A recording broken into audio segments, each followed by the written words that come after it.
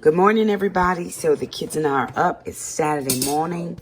We have got not errands. We just got things that we're doing. So I'm putting in a bunch of eggs. 5, 6, 7, 8, 10, 11, 12. Now, I have my niece and nephew today, so my nephew has basketball. We're going to go over to do that. And we do have some eggs boiled already, but I'm going to do another, that's 12. I'm going to do another 18 eggs to make sure that we have enough for deviled eggs because I didn't make those yet. So I want to make sure that we have enough to include 2 additional people. That gives me 6 eggs left in my egg bucket. And then I also have radishes. I think we're going to do radish hash, and then we have sausage. So I didn't count in this week's groceries having 2 extra people. No problem. We still have, this is from the extra. We had extra eggs from last week. So I'll use the extra ones. And then we'll do sausage. So the kids are getting ready to take the dog out. And Jackson's working on dishes. I've got to run by the ATM real fast. I have a service person coming to do some work for me. And he told me I didn't have to pay him. It's a coworker. But I'm going to go grab some cash out so that I can bless his life for coming out. It's cold here. And it's early in a Saturday morning. So a few extra dollars won't hurt anybody. So I'm going to grab a few dollars out and just bless his life. So we'll come back and show you what else we're cooking for the day. All right, you guys, so here's a tip for you. I'm gonna be cleaning out my kitchen cabinets, and I have these parchment paper bags. I have been seriously contemplating throwing these away because I never use them. And I have 2 boxes. I bought them probably 2 years ago. I've used 1 or 2 out of here, but I need to make some bacon. My niece and nephew have come over, and their mom left a little bit of money so that I can make sure that they have all the things that they need while they're here. And so they are here this morning, and I'm making bacon. So what I'm going to do is take one of these parchment paper bags. I'm going to split it up the side and just use it to cover up my pan so that I can have a protected pan. So I'm just going to cut that bottom part off that forms the bag, and I'll cut it open, and now I have parchment paper that I can use on my pan. So I'm going to get some bacon laid out. I did pick them up some oatmeal because they like oatmeal, and get the bacon made. The oatmeal, my nephew has a basketball game that we have to get to, so I'm going to do that as well, but I also have to feed them and then plan for their lunches. And so I'll show you how I'm planning for lunches for all of the kids. All right, you guys, so I've got some sausage going. So remember I said my niece and my nephew are here. They're staying with us for the weekend. Their mom had to go out of town. Perfect, no problem. But when I was doing my meal plan, I didn't remember that. So I had some sausages that we actually used in the egg bake from, I don't know, last week, week before, I can't remember. And I should turn that down just a hair. And then we did have some extra eggs from last week's groceries, so I'm using up those. I did 2 eggs per person, so there are 10 eggs in here, and then 3 sausages per person, so there are 15 sausages in the fry pan. My niece and nephew are going to have oatmeal because that's what they like, and so I'm just getting these eggs all cooked up. Like I said, my nephew has a basketball game, and so we're going to get ready to head over for that. I do have a house project I'm going to work on before I get them over because he doesn't have to be there till noon. It's 9:25. The girls, Alana and my niece Jada, are working on the eggs we did in the Instant Pot this morning so that we can make deviled eggs. So I will get those made for lunch and for dinner. And I did 18, which will give us 36 halves. Unless we lost any. Did we lose any? Eggs. Alana said we didn't lose any eggs, so we'll have 36 halves for deviled eggs, which will probably be enough for lunch and dinner and lunch after church tomorrow. So that still will only get us three meals at 2 eggs apiece, 2 halves, which is 1 whole egg. But I still have eggs out of my 5 dozen that I got this week at Walmart, which I'm glad I got the 5 dozen instead of the 4 dozen, because it just makes sense. So I've got my eggs done. I'm going to cut those off and just put some cheese on there.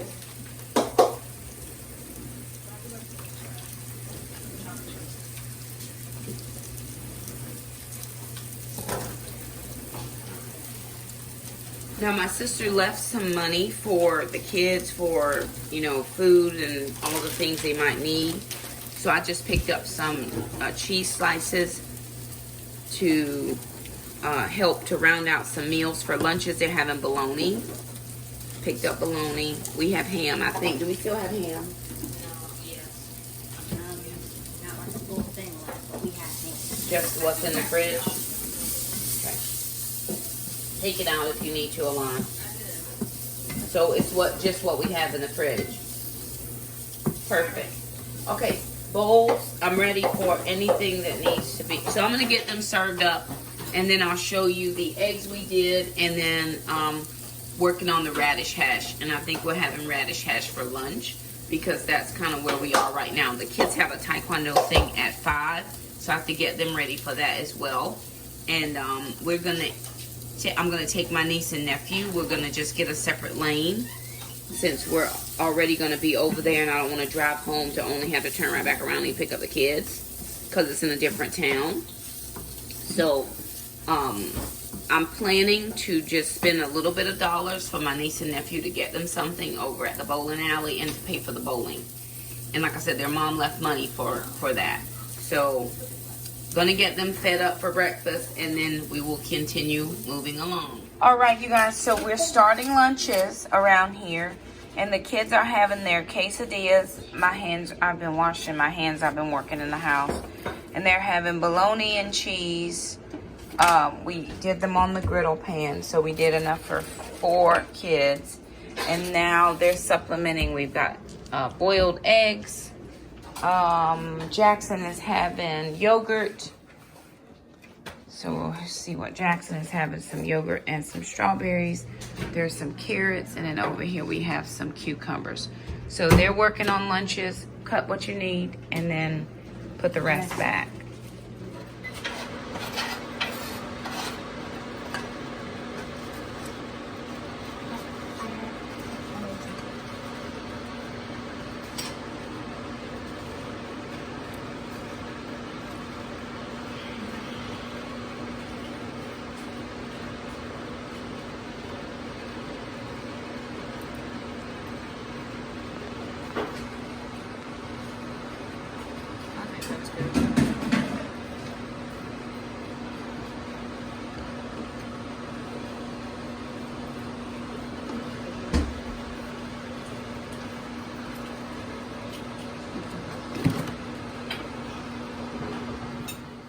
Alrighty, you guys, so the last thing I'm gonna prepare is like just a sauce, and this does not have a recipe.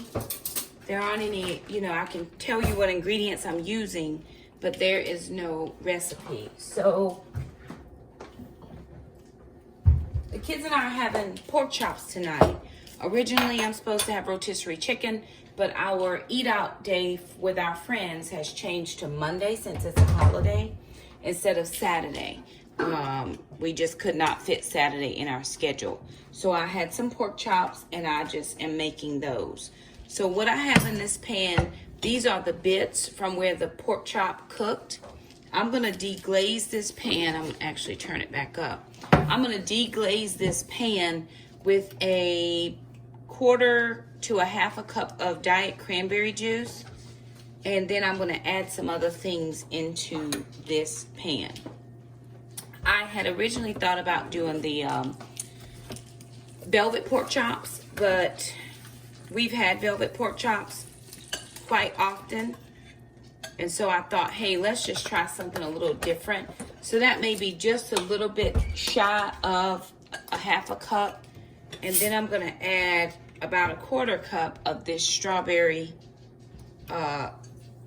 sparkling water. Now I have enough pork chops for tonight and tomorrow.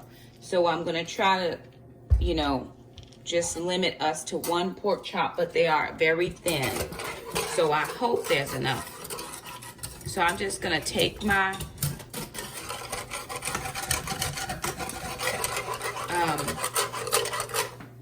whisk and just try to get those juicy bits up from the bottom.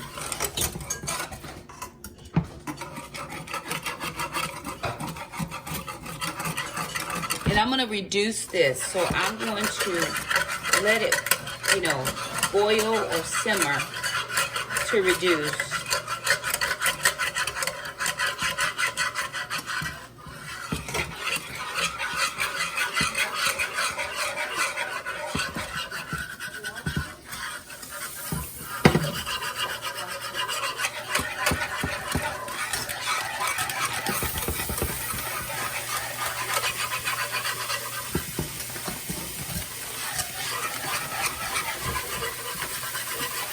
Yeah, I've gotten all the bits up from the bottom.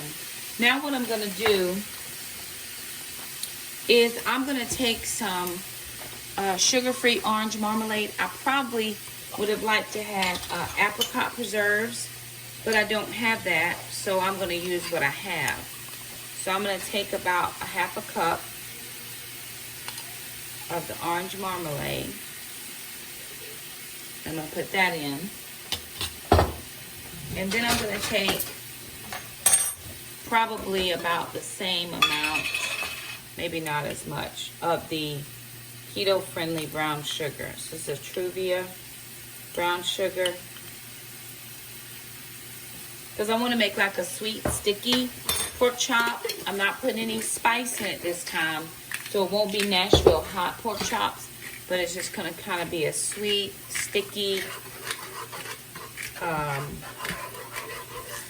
chop. And I'm just gonna let this reduce down by about half, and then I'm gonna put the pork chops back in and let them cook in the sauce. All right, y'all, so this has reduced. If you can tell, it started probably right around this here, and now it has reduced to be a little more concentrated. So what I'm gonna do is take my pork chops and I'm gonna put them back in the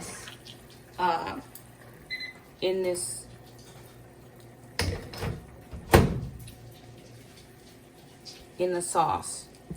And these are thin bone ends.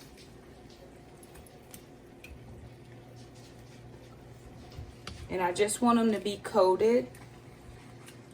Pork chops are already cooked. We're just putting some of this coating on them. They were just seasoned, and we just pan-seared them. We didn't put any breading or anything on these.